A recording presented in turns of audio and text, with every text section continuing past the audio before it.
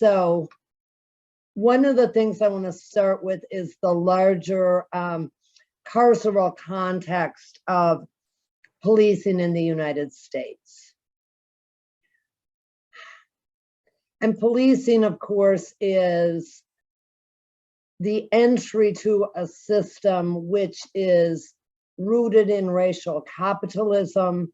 Ruth Wilson Gilmore, this quote I think sums it up so well: capitalism requires inequality and racism enshrines it. You know, in the United States, the criminal justice system, policing really has its roots in the aftermath of slavery. Scholars from W.E. Du Bois to Angela Davis and more consistently have demonstrated that the criminal legal system is a continuation of the political, economic, and physical subjugation of slavery. You know, in the United States, we go from slave codes becoming Black codes in the post-Reconstruction era. We see plantations becoming prison farms and convict-lead labor becoming a major practice.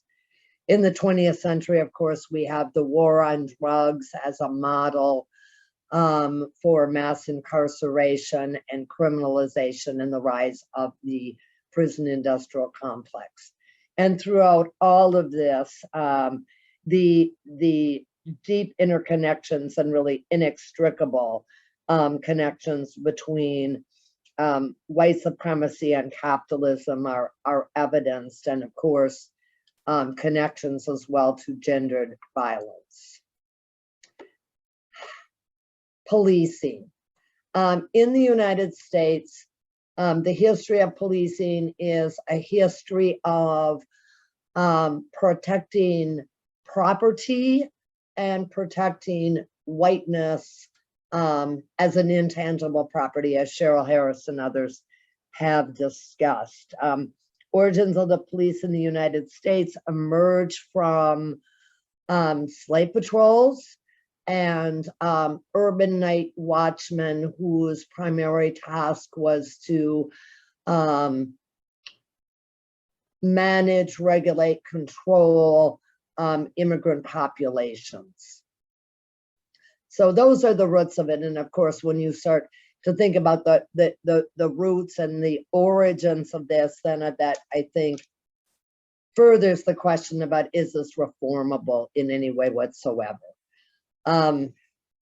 Policing in the United States, racial profiling is a major feature. The policing of communities of color, especially Black Americans, driving while Black, walking while Black, standing, sleeping while Black are common phrases to describe these practices in the United States. There's two major models of policing in the United States. The broken windows model that is evidenced by New York City stop and frisk. The heavy sort of policing that suggests that if police were to crack down on minor offenses, this could reduce crime overall. Of course, that's not the case. I mean, as Jude mentioned in the intro, police have very little to do ever with preventing crime. You know, and so this model is very heavily challenged legally in Floyd versus City of New York in 2013. This is the sort of policing that led to the death of Eric Garner. The other model, community policing, sometimes called procedural justice, is presented as a kinder, gentler model of policing that encourages police engagement with the community, emphasizes a lot of training, you know, and funding towards that end. You know, Minneapolis Police Department was involved in, you know, in an Obama administration national initiative for building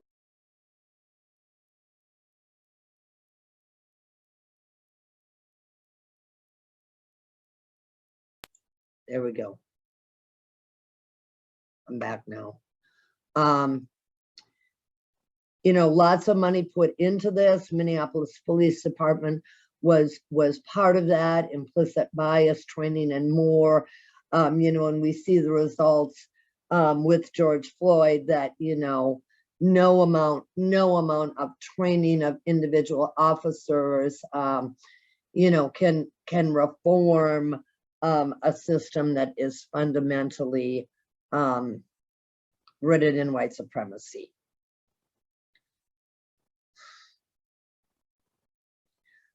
I've given you a link here that you can check out later, and this graphic is from a very provocative project here in the United States, Emily Baxter, the We Are All Criminals project.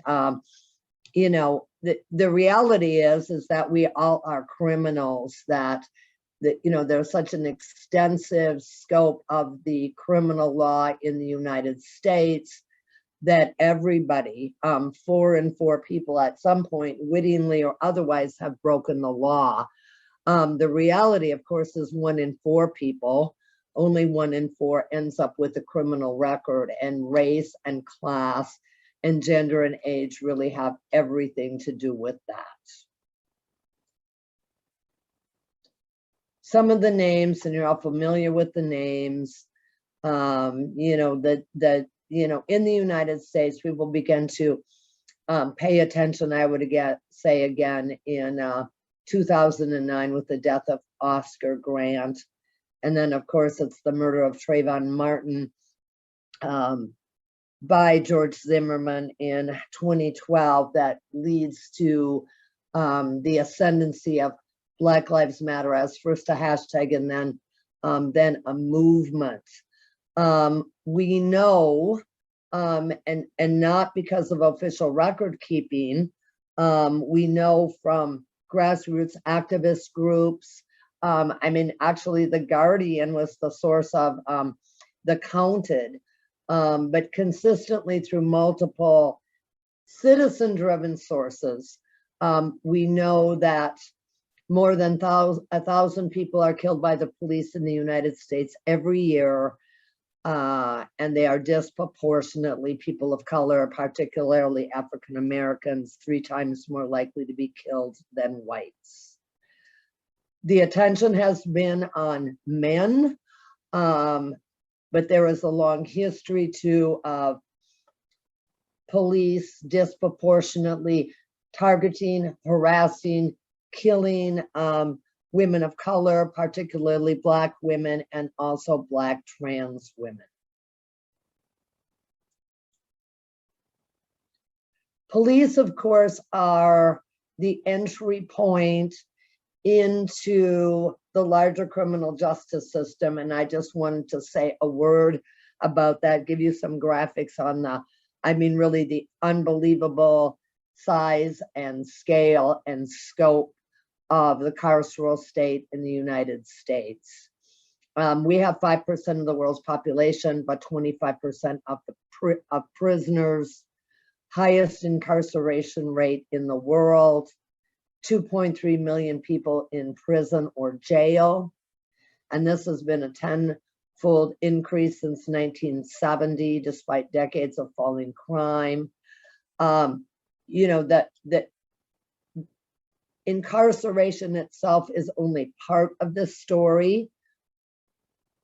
We have, you know, another 6.7 million people who are on probation or parole. They're on supervision in the community, you know, so the scope of this is huge.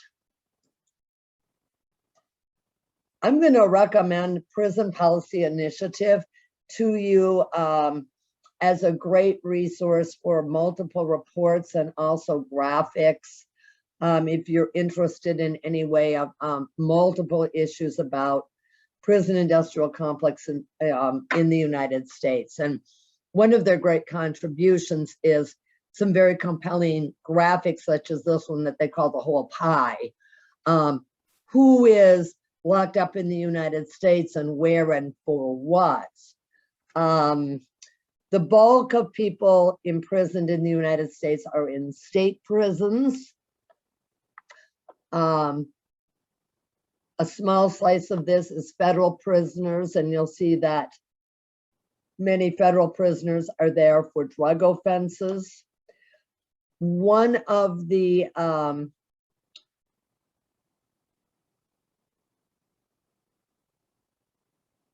compelling bits of information that's revealed by Prison Policy Initiative graphics is the number of people who are incarcerated in local jails, and a huge number of them, more than half of them, are languishing in local jails because of their inability to pay bail. They've not been convicted. And that, of course, that information has sparked a lot of, no cash bail initiatives and actions in the United States. Who's incarcerated in the United States? Race, class, gender. Almost everyone who is incarcerated in the United States is poor. They're targeted by the police on the streets. Their inability to hire private attorneys and or pay bail to ensure they're released before trial is a big part of this story. They're disproportionately people of color, disproportionately men, although we see from this graphic that women of color end up being overrepresented in poverty statistics overwhelmingly as well.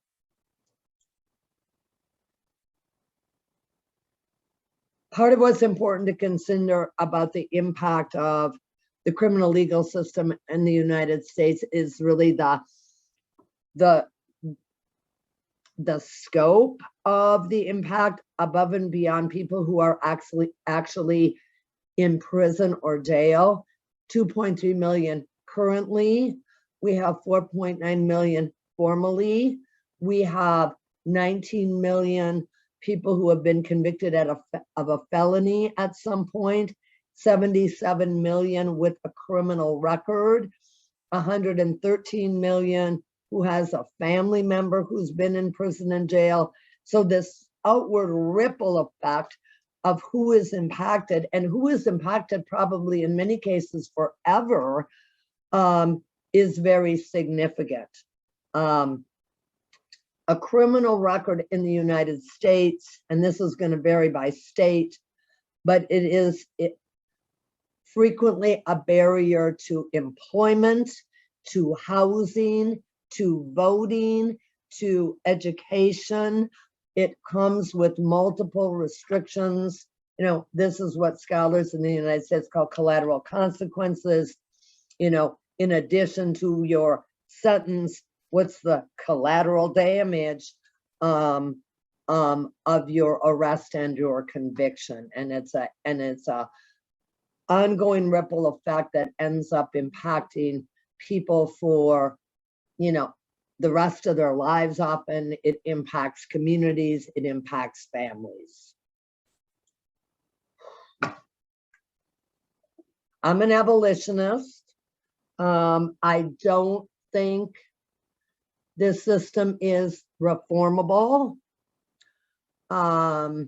We've had multiple efforts over more than a century, certainly many over the past 50 some years at attempting to reform this, whether it's reform the police or reform the criminal justice system. And one of the things that I think we've seen is that efforts at reform often result in expansion of the system. I'm grateful to Kay Whitlock, my friend and colleague. We talk at great length about the challenges of reform in Carceral Con, the deceptive terrain of criminal justice reform. reform in the United States is very much part of a so-called bipartisan political agenda. There's a lot of economic and political interests involved here. It's very much driven by right-wing and neoliberal framing and by public and private partnerships. Often this involves a co-optation of grassroots movements and abolitionist efforts. One of the things that we've seen is that reforms often expand the scope, the funding, the reach of the system, while failing to address the structural violence. And we can maybe talk more about this in the conversation, but particularly in regard to the police, alleged attempts to reform the police through community policing models, implicit bias training, body cameras, result in, millions of dollars being funneled back into the system. In the case of body cameras, millions of dollars being funneled into equipment, which often is used against citizens rather than addressing fundamental issues and problems with policing. There's some links for you here. Critical Resistance, of course, in the United States is the best known longstanding abolitionist organization.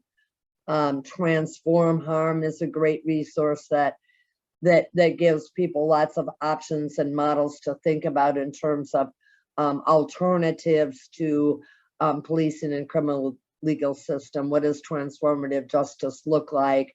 Community accountability. What are alternatives? In terms of Minneapolis, which of course is, at this moment, again, the epicenter of, an ongoing struggle and lots of backlash, to be honest with you, about efforts to defund the police. Reclaim the Block has been at the forefront of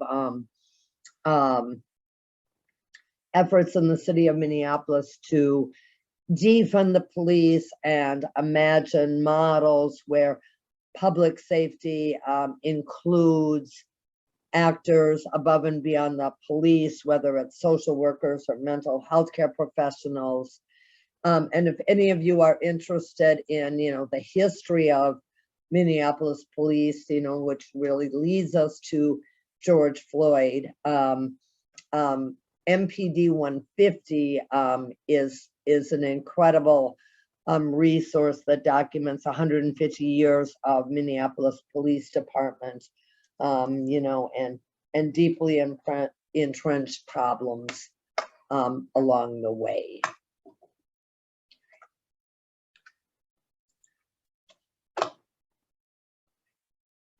So thank you.